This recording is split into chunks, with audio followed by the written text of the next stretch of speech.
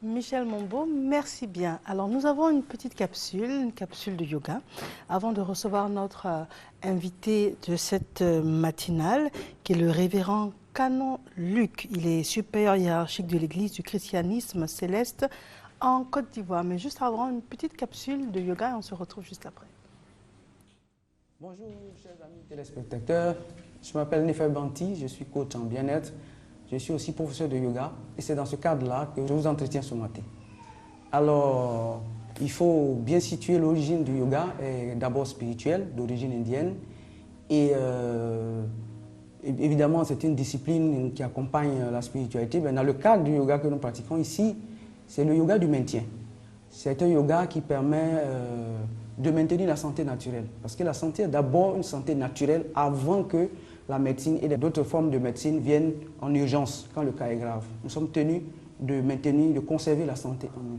Donc c'est le but du yoga et ce matin, c'est ce que nous allons faire. Nous allons commencer par les béabas du yoga pour terminer sur la dimension avec beaucoup plus de plaisir, j'espère.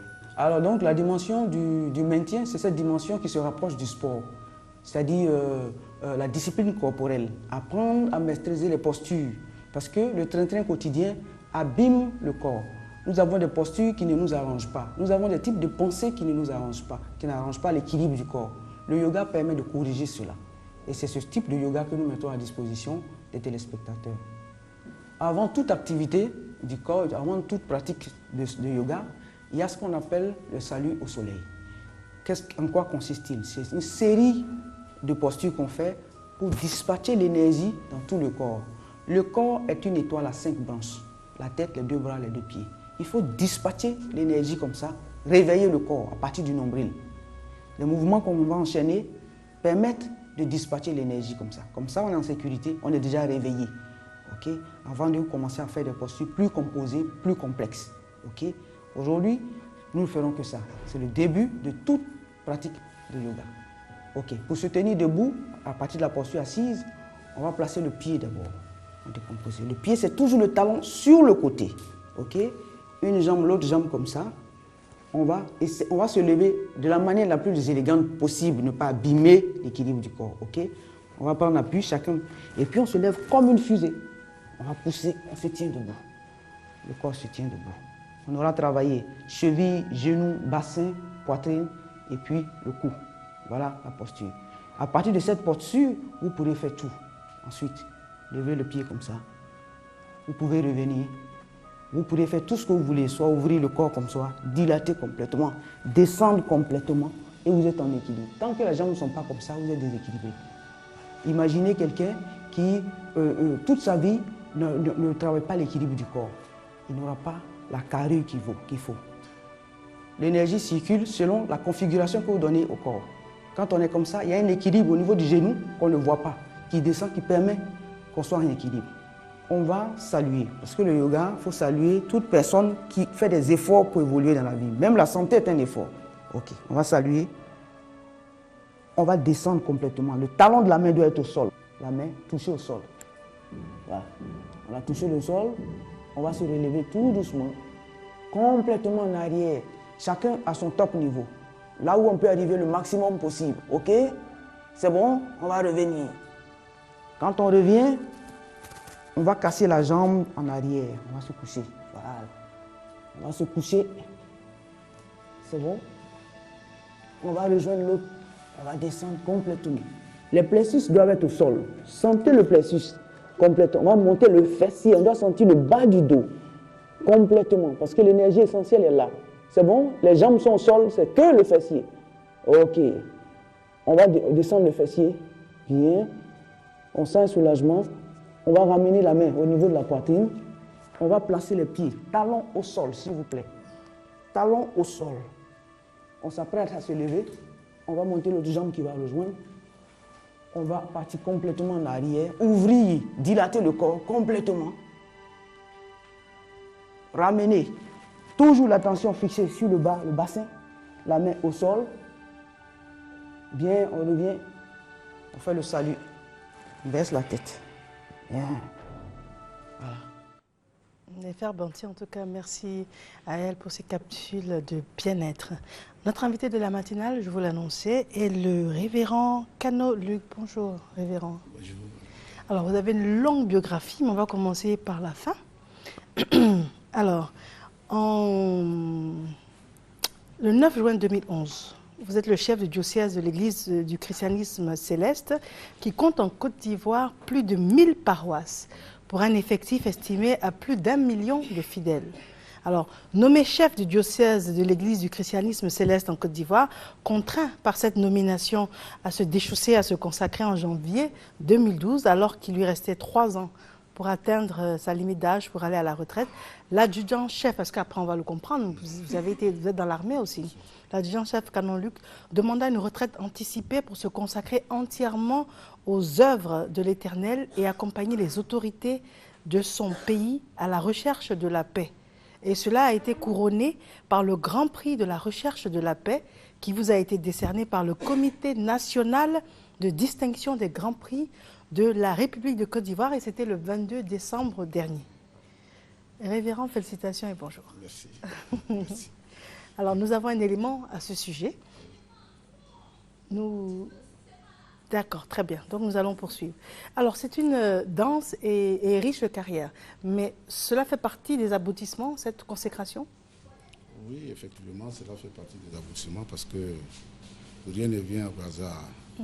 Il faut le préparer, il faut le concevoir, et puis après, bon, vous avez le mérite. Et nous pensons qu'à travers ce prix, c'est un mérite et c'est une consécration. D'accord, Oui. très bien. Alors, quand on prend votre histoire, votre parcours, on réalise que vous avez plusieurs cordes à votre arc. Je voulais comprendre, vous dites quoi? Vous avez plusieurs cordes à votre arc, c'est-à-dire vous avez une carrière dans l'armée. Oui, oui, j'ai une carrière dans l'armée. Dans la musique aussi. Enfin, pas dans la musique, on ne peut pas rêver dans la musique parce que je n'ai pas prospéré dans la musique. Et aussi cette longue carrière aussi dans la vie spirituelle. D'accord, Oui. très bien. Alors si on parle de vous dans l'armée. Dans l'armée, vous savez que bon, tout citoyen doit passer au drapeau. Donc j'ai été appelé au drapeau, sous les drapeaux, en 1979. J'ai fait mon armée, mes premiers pas à l'école des cadres du service civique de Bouaké. Et là, j'ai fait une carrière professionnelle après 2 ans. D'accord. Après 2 ans, j'ai été engagé dans l'armée. Et c'est là que bon, j'ai eu à passer des concours et faire des stages qui m'ont valu aujourd'hui être ex-adjudant-chef dans l'armée. D'accord, ex-adjudant-chef Ex-adjudant-chef dans l'armée. de l'armée. Puisque je ne suis plus maintenant dans l'armée. Après avoir demandé ma retraite anticipée, je suis maintenant à la retraite, consacrée aux œuvres de Dieu. Très bien. Alors cette rencontre avec la spiritualité, comment est-ce qu'elle est née? Oui, 79, vous savez que 79, 77, 79, c'était l'euphorie totale pour la jeunesse en Côte d'Ivoire. Et puis cette religion amène aux jeunes de ne pas boire ni fumer. Donc ce n'est pas beaucoup de jeunes qui aimaient cette religion. Vous savez bien, quand bien même que vous touchez à cette religion, il y a la foi n'y est pas tellement, et vous continuez de faire ce que vous voulez faire parce que c'est la jeunesse. Voilà, parce que moi je suis allé un peu plus tôt dans cette religion. Donc c'est au cours d'un culte que je devais aller faire dans une école, dans une église catholique. Vous savez que j'étais catholique. Et c'est là que j'ai eu à rencontrer un frère qui, lui, est un chrétien céleste. D'abord, je connaissais cette religion, mais je ne savais pas que, bon, lui, il était chrétien céleste. Qui m'a dit un coup, mais où tu vas? J'ai dit non, mais je vais à Saint-François-Xavier. Bon, chose rare, c'est qu'il voyait que je tenais un paquet de bougies. Un paquet de Un paquet de bougies. Il me voyait tenir un paquet de bougies. Alors moi, au fond de moi, puisque c'était 79, je continuais de fumer. Bon, pour moi, c'était un paquet de cigarettes. Vous voyez bien? Donc, quand il m'a dit, bon, aujourd'hui, bon, écoute, quand il m'a vu tenir un paquet de bougies, il m'a dit, aujourd'hui, bon, tu m'accompagnes chez moi, dans ma paroisse aujourd'hui. J'ai dit, où? Il dit, non, ben, chez moi, tu m'accompagnes aujourd'hui à la prière. D'accord, ok. J'ai dit, bon, allons-y. Bon, l'histoire du paquet de bougies, c'est que, avant que je ne rentre chez lui, je suis rentré dans une boutique bien mauritanienne. Donc, je lui ai demandé, en ce moment, je fumais la cigarette Craven. Je lui ai demandé un paquet de Craven. Bon, je ne sais pas comment il a entendu. Il m'a donné un paquet de bougies que moi, je ne me suis pas rendu compte. Voilà, quand je suis sorti, c'est là que j'ai vu mon frère. Donc, je tenais le paquet, mais je n'ai pas pu l'ouvrir, je tenais. Et c'est là qu'on est parti. J'ai dit, bon, d'accord, ok, allons-y. Et nous sommes arrivés à sa paroisse, où il était. C'est là que je me rends compte, mais j'ai dit, mais Jacques, tu m'amènes où là? Il dit, non, bon, moi je suis ici. Bon, pour lui, le paquet de bougies que je tenais, je partais à une autre paroisse. Puisque, bon, avant, il savait que, bon, je connaissais un peu cette église. C'est là que je me suis dit, ah bon, d'accord, ok, d'accord. Et je suis rentré avec lui dans la paroisse. Et le prédicateur d'alors, quand je me suis assis, le prédicateur, la prédication, bon, c'est quelqu'un qui parle à tout le monde. Et toi, dans la prédication, tu peux t'y sentir. C'est ainsi qu'en parlant, il m'a dit, bon, à partir d'aujourd'hui, vous êtes arrivé, l'Éternel Dieu vous a appelé dans son église pour vous utiliser. Vous ne devez plus boire, vous ne devez plus fumer. Bon, j'ai tiqué. Bon, vous ne devez plus fumer. Bon. J'avais un frère aussi qui était venu là. Donc, à lui, tout de suite, je me suis dit que, bon, ben, comme il a dit de ne pas fumer et que je suis dans la maison, donc je veux cacher mon paquet de cigarettes. C'est là que je prends le paquet de cigarettes, je le vois, mais c'était les bougies. Et je me suis demandé, mais je lui ai demandé en douce, mon frère, mais écoute, mon paquet de cigarettes que j'ai mis là, mais pourquoi tu prends ça et puis tu me remplaces ça par le paquet de bougies? Il m'a dit non. Pourquoi tu peux me dire que j'ai pris ton paquet de bougies? Donc on discute. Il dit non. J'ai mis le paquet de bougies à côté de toi. Le paquet de cigarettes à côté de toi. Mais pourquoi maintenant c'est un paquet de bougies? Il m'a dit non, non, non, non. Je t'ai vu, tu es venu avec un paquet de bougies, tu l'as mis là. Donc je suis bon, d'accord, ok, d'accord, j'ai compris. Après le culte, il y a un des visionnaires qui m'a approché. Dans l'église, il y a des visionnaires, il y a des prophètes et tout ça là. Il y a un visionnaire qui m'a approché et qui m'a dit, bon écoute, le paquet de bougies que tu tiens, arrivé à la maison, tu prends une bougie, tu formules tes vœux et puis tu l'allumes. Ok. Mais je n'ai pas été... Non, ça ne suffisait pas. Je me suis retourné chez le Mauritanien. Je lui ai dit, mais écoute, je te demande un paquet de bougies, tu me donnes un paquet de cigarettes, tu me donnes un paquet de bougies. Il dit, oui, mais tu es venu, tu as demandé un paquet de bougies. J'ai dit, mais comment? J'ai dit, non, non, non. Tu es venu, tu m'as donné un paquet de bougies. Mais voilà l'argent que tu m'as donné. Tu m'as dit que après tu vas venir prendre. Au moment où je devais te donner la monnaie, tu es sorti et tu as parlé avec quelqu'un et puis tu es parti avec lui. C'était de mon frère qu'il s'agissait. Bon, c'est là que j'ai compris tout à l'heure, tout que bon, ok, d'accord. Donc je suis parti. Donc j'ai dit, bon, si c'est comme ça, je te remets le paquet de choses. Je n'étais pas encore chose, je te remets le paquet de bougies, ramène-moi mon paquet cigarette. Il dit non, mais tu as déjà pris une bougie dedans. Tu as allumé la bougie. Je ne peux pas prendre un paquet de bougies là. C'est ainsi que j'ai pris le paquet de bougies et je suis parti. Bon, j'étais... j'étais pas encore confirmé parce que je n'ai pas encore eu de baptême. Mais déjà, ça, c'est une étape déterminante. Voilà. C'était le premier indice fort. Voilà, c'était le premier indice fort. D'accord, donc ce que l'on va faire, on va marquer une pause.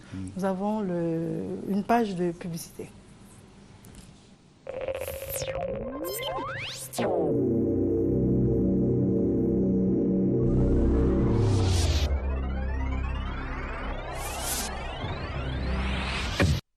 Miss Côte d'Ivoire 2015.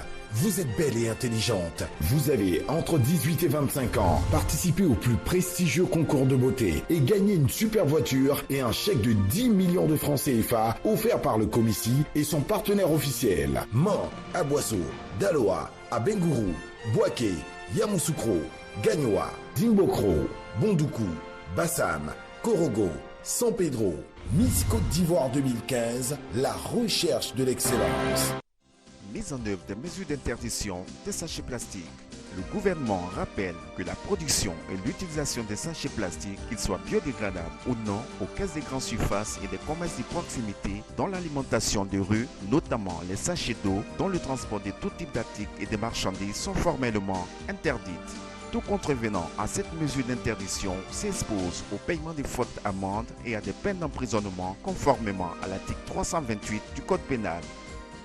Sous l'égide du ministère de l'Intégration africaine et des Ivoiriens de l'extérieur, le CPC organise la seconde édition du Forum Diaspora for Growth les 2 et 3 février 2015 au Sofitel Abidjan, Hôtel Ivoire. Thème, la diaspora ivoirienne face aux défis de l'émergence. Au programme, conférences et panels, informations administratives, opportunités d'investissement, opportunités immobilières, rencontres B2B, opportunités d'emploi, etc. CPC, le guichet unique de l'investissement en Côte d'Ivoire. Football, football, football! À l'occasion de la 30e édition de la CAN Guinée équatoriale 2015, la mairie de Cocody, en collaboration avec Briey Sport Management et Ivoire Sport Promotion, offre le village CAN dénommé Espace Cocody CAN 2015 du 17 janvier au 8 février à l'espace Sokosé aux 2 plateaux. Habitants de Cocody et d'Abidjan, venez nombreux vivre la sensation de la fête du football africain à l'espace Cocody CAN 2015. L'espace Cocody CAN 2015, c'est un village gastronomique avec des maquis géants, des stands de dégustation et de restauration et aussi une zone Wi-Fi gratuite. Infoline 07 84 65 30 57 70 34 15.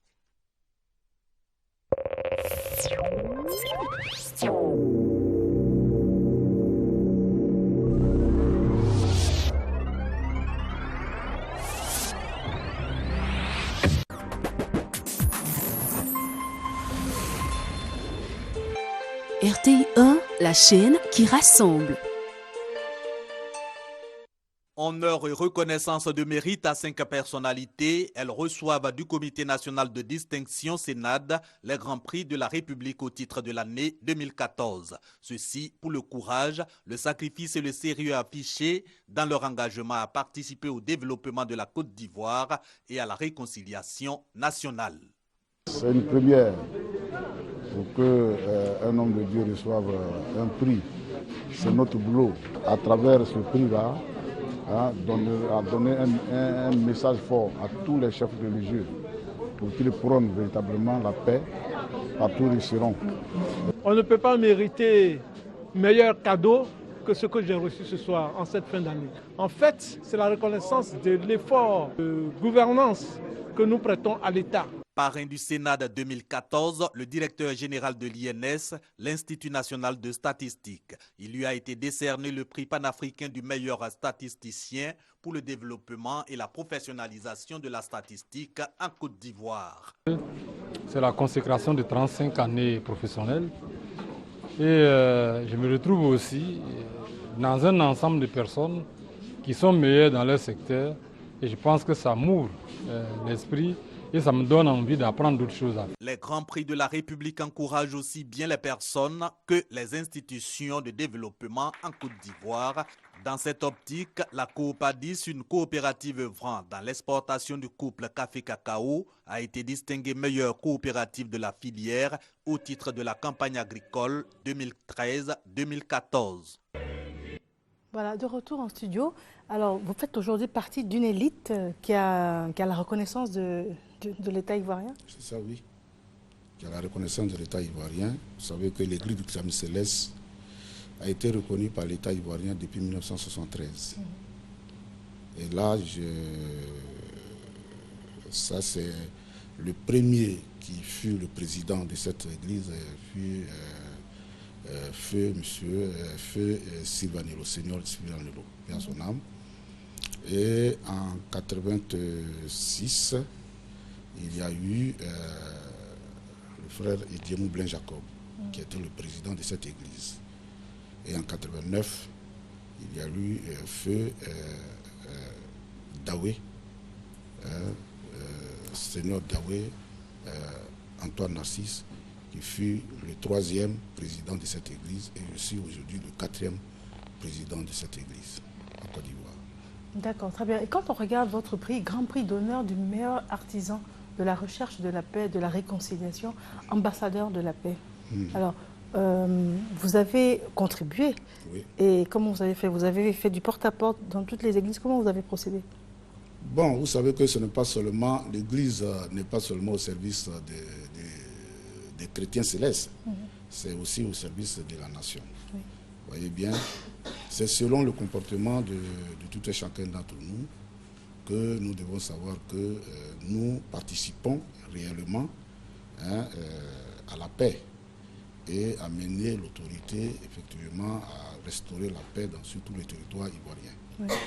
Tout compte fait, le chrétien céleste est un citoyen. Est un citoyen. Et si vous voyez qu'aujourd'hui, il y a aussi une alchimie dans notre vie, en Côte d'Ivoire ici, en ce qui concerne la paix, vous trouverez aussi que dans cette population, il se trouve aussi des chrétiens célestes. Donc c'est pour vous dire qu'à travers le message que nous portons dans les paroisses, étant donné que je suis le chef de cette église, donc les messages que j'ai donnés à tous ceux qui sont du diocèse de Côte d'Ivoire, je leur ai dit que, effectivement, dans vos paroisses, faites en sorte que il y a l'apaisement et que nous allions tous à la paix. Et je crois que ce message-là a été bien perçu. Et étant aussi dans la population, nous voyons que ce message-là apporte la population à rester véritablement dans cette paix tant voulue par le président et les gouvernants de ce pays. Donc, je ne suis pas resté seulement dans les églises. Je ne suis pas seulement resté dans les églises. Je suis originaire de Daloa. Et vous savez qu'il y a eu des campements. Il y a des campements des Baoulés, des campements des Agnis, des campements des Bouguinabés. Et là, je suis allé dans des campements pour prendre cette paix-là, pour dire à tous ceux qui sont sur le territoire de nos ancêtres qu'effectivement, qu'ils sont venus, il faudrait qu'il y ait l'harmonie, la fraternité, l'amour entre les hommes. Donc, j'ai prôné cette paix-là dans ces campements et je crois qu'aujourd'hui, c'est un premier pas. Peut-être que j'irai encore dans les autres campements, dans les autres contrées de la République de Côte d'Ivoire, mais c'est un premier pas. Il faut commencer d'abord chez soi. Tout à fait. Voilà, donc j'ai commencé chez moi. Je crois que c'est un premier pas que j'ai pu faire dans les campements avec mes frères et nous avons mis la paix dans ces campements-là. Bon, vous avez vu que l'église aussi du Christ Céleste est par moments déchirée. Il y a il y a certains qui ne veulent pas, il y a certains qui veulent.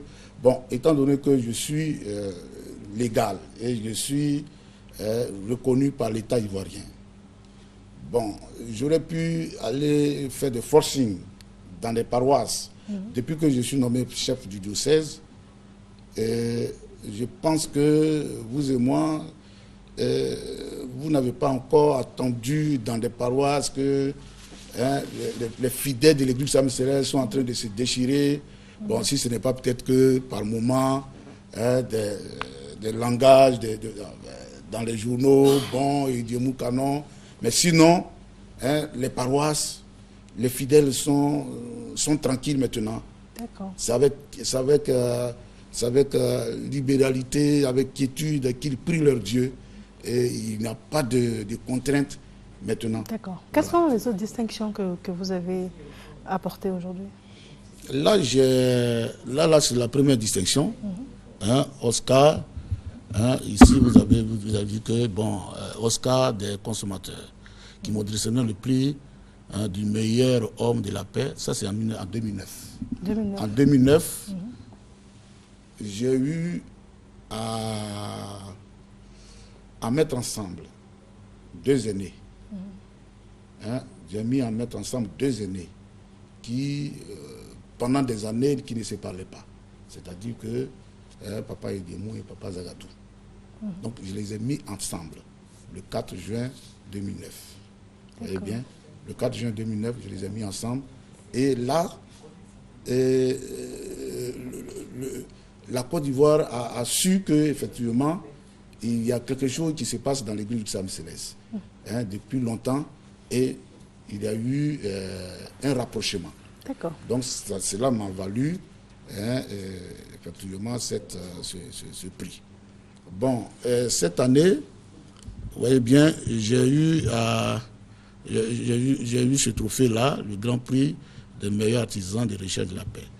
Bon, effectivement, vous savez... Ça, c'était en quelle année? Ça, c'est cette année. Cette année, d'accord. L'année 2014. D'accord. Voilà, plus précisément, le 22 décembre 2014. Vous voyez, bon, certainement, le comité de distinction a dû voir mes actions.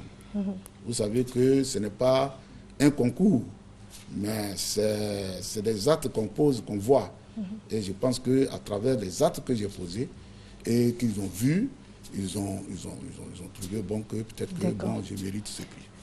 Alors, est-ce qu'à un moment donné de votre vie, vous avez senti ce besoin de rentrer dans la spiritualité? Déjà tout jeune, vous avez des prédispositions, votre famille le sentait, ou bien ça vous a surpris? Non, bon, la famille le sentait. Vous voyez bien? Parce que ma mère m'a rencontré véritablement, je voulais partir un peu dans ma vie un peu privée. Et là, je voulais ouvrir un peu une brèche à cette porte qui m'a été ouverte par le Seigneur. Tu vois que la Bible dit que le Seigneur choisit du sein de la mère. Oui. Bon. Quand je devais être né, c'est une histoire que ma mère m'a racontée. Bon, c'est elle qui est témoin oculaire de la chose, oui. Donc qui a vécu ça. Bon, un jour, tu m'as regardé comme ça, et puis bon, qui m'a relaté effectivement ma naissance, ma vie. Me disait que bon, au moment où je devais être né, et il y a eu quelqu'un, un blanc, voilà, qui l'a secouru et qui l'a envoyé à l'hôpital, qui a même demandé à ce que lorsque celui qui va être né, si il est garçon, il s'appelle Luc.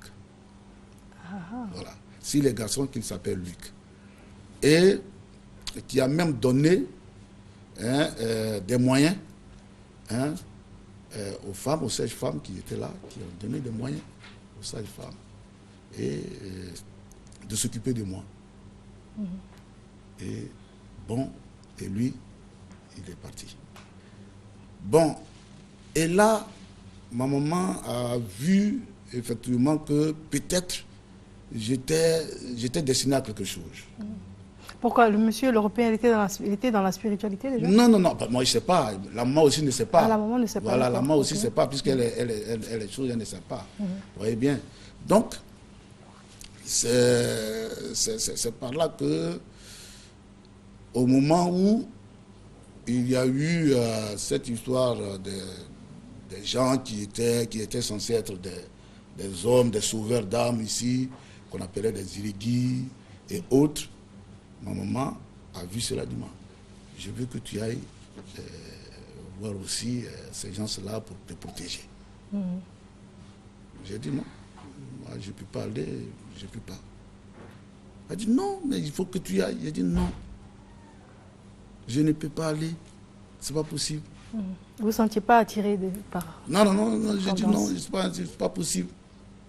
Mais il faut dire que avant même que je reçois, quand j'ai vu après que je suis allé, mais je suis retourné, je ne suis pas arrivé, je ne suis plus reparti à cette église. Mais j'ai continué mes études. Et c'est quand j'étais au lycée classique de Boaké que j'étais malade. J'étais malade et je suis revenu sur Abidjan, près de mes parents. Plus précisément à Boudoumé. D'accord. Est-ce que je vais vous demander, on va essayer d'aller un peu plus vite. Spiritualité, mariage, ça allait spontanément ensemble? Oui, vous savez que d'abord, ça ne peut pas aller ensemble, puisque déjà, étant donné que j'étais spirituel, il fallait, disons, une sécurité. Vous voyez bien, il fallait une sécurité. Moi, je me suis vite marié. D'accord. Voilà, il fallait vraiment une sécurité. Et j'ai remarqué mes amis d'enfance, qui n'étaient pas mariés, aujourd'hui, ils n'y sont plus. Il y a plein qui n'y sont plus. Il y en a qui sont véritablement dans le monde. Vraiment, c'est pas possible. En tout cas, ça vous a aidé à vous ranger. Ça m'a aidé véritablement à me stabiliser. D'accord. Et je me suis dit que véritablement le mariage m'a vraiment aidé. D'accord, très bien. Nous avons un élément à vous présenter pour lequel vous n'êtes pas au courant. C'est tout de suite. Bonjour papa, on te suit à la télé, ta place est là. Hein. Nous on est en train de manger, on t'attend. Dès que tu viens, en tout cas on va faire la fête à la maison. Continue l'œuvre, que Dieu te soutienne. Et nous aussi on est derrière toi. Tes enfants, tout le monde te soutient. Vraiment, on est en joie. Ah bon? Ah ça, vous y attendiez pas. Ça, je ne m'attendais pas. Donc, en fait, c'est ça cette stabilité, cet équilibre que ça vous a apporté également? Oui, ça m'a apporté beaucoup d'équilibre et ça m'a permis effectivement à développer mon sens spirituel et à embraser véritablement cette église qui m'a sauvé. Voilà. D'accord. Quand vous dites qu'il vous a sauvé, qu'est-ce qui s'est passé? Oui, vous savez, ça m'a sauvé sur deux points. C'est-à-dire que ma santé, cette église a concouru à ce que je sois véritablement guéri, parce que j'avais un mal qui devait assurément m'emporter. Et cette église-là m'a guéri. Et puis, ça m'a sauvé des déboires de la jeunesse d'alors. Voici. La jeunesse d'alors, c'était la cigarette, c'était la fumée, vous savez, 77, 60, 77, c'est là, on a vu les rastas, on a vu les... Vraiment, il faut être bien canalisé pour savoir le sens comme on disait, du rastafaïsme. Vous voyez bien. Donc, il y en a qui étaient véritablement, qui avaient suivi une autre voie du rastafaïsme et qui étaient... Et cette jeunesse-là, bon, je me suis dit que effectivement, étant rentré dans cette église, ne fumant pas, ne prenant pas l'alcool, en tout cas, ça m'a sauvé. Et aujourd'hui, peut-être que à travers ce comportement, aujourd'hui, je suis responsable de cette église. Voilà, donc je crois que je dois beaucoup à cette église, franchement. Et puis du côté aussi professionnel,